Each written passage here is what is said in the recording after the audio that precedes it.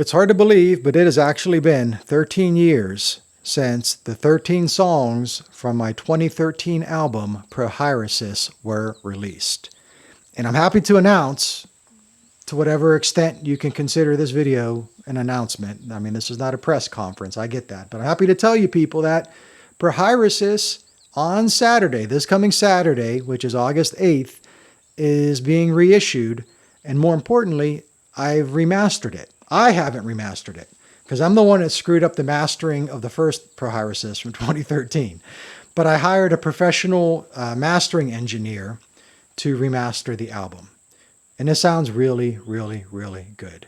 I couldn't remix the album because I didn't have all the individual instrument tracks. But thankfully, I saved on an old hard drive the raw mixdown files, the unmastered mixdown files, which I was able to give to this engineer. And he was able to make it sound like it should have sounded initially. If I have any regrets, like with the music I've made in the past, it's that I didn't hire somebody else to do the mixing and the mastering of my albums. I mean, with electronic music, it's kind of an unwritten rule that you just don't do that. You don't farm that out because the mixing process is a creative process with electronic music. That's part of the artistry, is the mixing. But I just was never good at it. I just never was. I wish that I was, but I wasn't. And I didn't have a lot of money to hire someone at the time either. So I regret that because I've always been very proud of the themes that I've expressed in my music. The way that I've executed those themes, I've been proud of. And more than anything, I've always been very proud of like the sounds that I've designed. As like a synthesist, I think I was really good. And I was really good thematically as well. But a lot of my albums have always been hard to listen to because I didn't have the ear to mix them properly.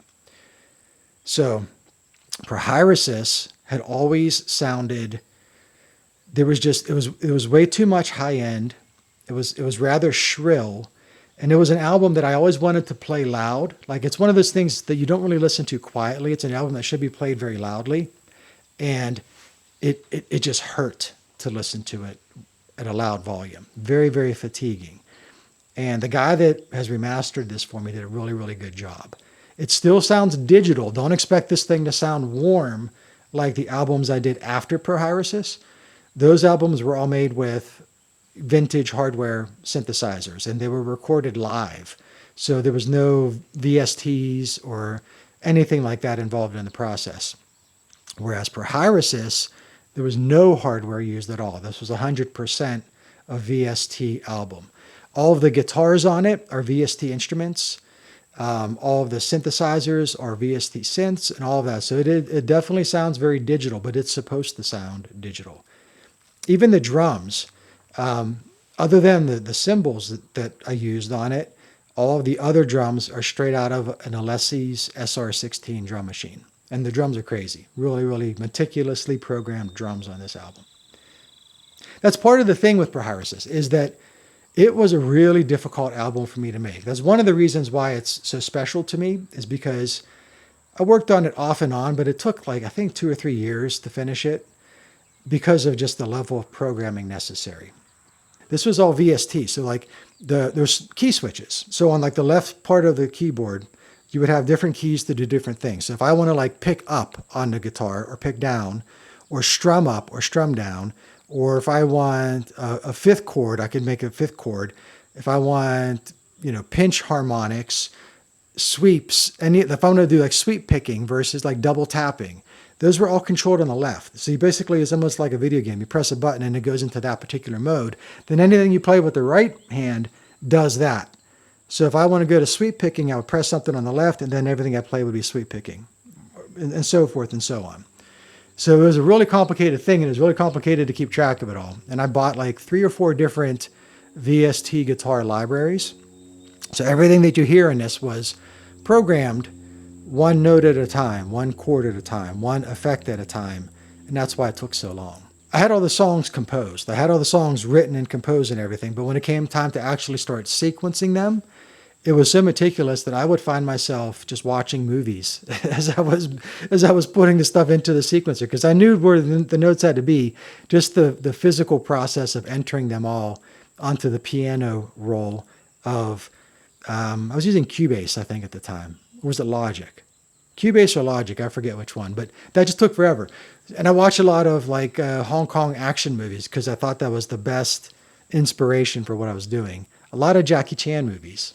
And I think the spirit of Jackie Chan is kind of reflected in Prohairesis, because it's all action. This album is fast. Starts out at something like 135 or 140 beats per minute. It goes up to 180, and it gets more and more complex as the album progresses. Then the very final song, Stoicism, is, as you would expect, it's a slower ambient song. But because of that progression, because it's so crazy, it does have a Jackie Chan flair. And it's also a fun album. It has like a positive aggression to it, a playful aggression, which I think is also very much like Jackie Chan. And it was all manual, so there was no music samples or anything like that. The other samples that you'll hear in it are all from different films and stuff, and vocal samples and things like that. But all the music is 100% composed. So it was a lot of work. And it bothered me that I put so much time into something that I just didn't enjoy listening to. Nobody enjoyed listening to it. It was a very hard album to listen to. But it sounds so much better now. Prohairesis has always stood on its own 2 feet, I guess. That's not really the right expression. But a lot of the things I've done, whether it's music I've recorded or things that I've written, has had a duality to the themes. Like, for example, one of my earlier albums was called Opposites Are One. The first disc of that album had, I think there was 10 songs on it, each expressing a different idea. And then the second disc was a mirror image of those 10 songs expressing the opposite idea. And that's why it was like a yin and yang thing, Opposites Are One. Well, after that, I did like the Iowa Flochy albums. And I think you could say the inverse of those were all the Don Quixote albums. And then there was We Kill You. The inverse of that was We Love You. Vigilante Romance. That was kind of like my first foray into electronic heavy metal. Very aggressive, very violent album. I contradicted that with Mayberry Romance right after. And then even like Roselle and Wah Weep are both kind of opposite albums as well. One is inspired by Northern Utah. The other one is inspired by Southern Utah. One is very bright. The other is very dark and nihilistic. So that duality is all there. But Prohairesis, there is no sister album for Prohairesis. It is just Prohairesis. And I think that's another reason why it has been so special to me all along. Prohairesis is the best album I've recorded, especially compositionally, I think it is. The other reason that it's such an important album for me, though, is that the story for Prohairesis, I think, is the best story I've written so far as well. So in my second book, XLZABK002, there's a novella called Prohairesis. And it's basically a text adaptation of the album. So before I even started composing the album Prohairesis, I was thinking about what I wanted to make an album about.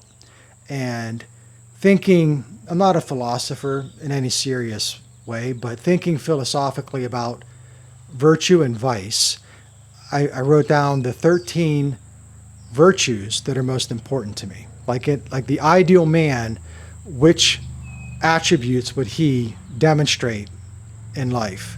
And those are the 13 virtues that I came up with. And that's what each of the song titles are. Each song title, each track of Prohairesis is an expression of one of those 13 virtues. So the story Prohairesis incorporates that same theme. The protagonist of the story demonstrates each of these 13 virtues, but the society that he was born into doesn't see these qualities as being virtuistic at all. These are sins to the people that raised him, to the community that he is living in. The things that make him great are damned by the people that enforce the rules in which, to which he's living. On top of that too, like the story Prohairesis was really born from a short story that I wrote again, before even composing the music for the album. But you could find this little segment, short story in the CD booklet of the original album for Prohairesis. And I basically took that one scene that little bit segment is about, and I expanded that to make the entire novella for my second book, Prohairesis. All that kind of stuff's intertwined. That's another reason why this album is so special to me, because I think it is, like I said, the best thing I've recorded. And then so far, I think what I'm writing right now might be pretty good. But besides what I'm writing right now, I think the story Prohairesis is the best thing I've written so far as well. Who is Prohairesis for? Like, I don't know. I don't know. I have no idea. I guess Prohairesis is for someone. I was thinking about this the other day. I think it might be for someone who likes the idea of heavy metal, but doesn't like heavy metal. Like, for example, someone that likes the positive aggression, the fast-moving tempos, maybe like the somewhat neoclassical style of guitars and stuff like that. They like the complicated arrangements. They like that expression of heavy metal, but they think the whole, like, battle vest thing is just silly, which it is. Like the heavy metal aesthetic, especially now more than ever. It was tolerable for the longest time, but I think just like everything else, social media just ruined that image of heavy metal. If you're not into any of that, of the heavy metal baggage, but you kind of are kind of curious about it, this might be for you, maybe. People that are really into electronic music have not typically liked this album. Maybe now that's changed a little bit, because there's a lot more crossover between heavy metal and electronic music in the last 10 or 20 years. So there could be someone there that might be into that. There's a lot more heavy metal solo acts where they rely on synthesizers and sequencers to do some of the work. Maybe those kind of people might find it interesting. But the thing is, these guitars don't sound anything like real guitars. So like heavy metal purists would have no interest in this album. I'd be very surprised if they do. If you're watching this video and you found my channel because of some of the heavy metal album reviews I've done, and you're curious, well, check out Prohairesis and you can tell me what you think. I'm pretty sure you're going to probably vomit when you hear it, because the guitars sound so digital and so unnatural. But then again, that's what I was going for. I didn't want them to sound natural. I really did. I wanted this to sound like electronic heavy metal, not heavy metal electronica, electronic heavy metal, meaning it's led with electronics, expressing the aesthetics of the musical aesthetics of heavy metal, not the battle vest aesthetics of heavy metal. So maybe it's for you, maybe it's not for you. It's probably not for you. I'm looking out the other side of my porch here. I'm probably just talking to like the birds out there. But I wanted to give this album the proper chance that I think it should have had all along. It sounds so much better than it did before. So August 8th, which is this coming Saturday, you could look for the visualizer here on YouTube, and then I'll put a link in that visualizer to the Bandcamp listing, so you could check it out on Bandcamp. It's completely free. It doesn't cost you anything. It's going to be like one of those name your price things on Bandcamp, so you could just listen to it for free. I think you could even download it for free from Bandcamp if you want. That's it.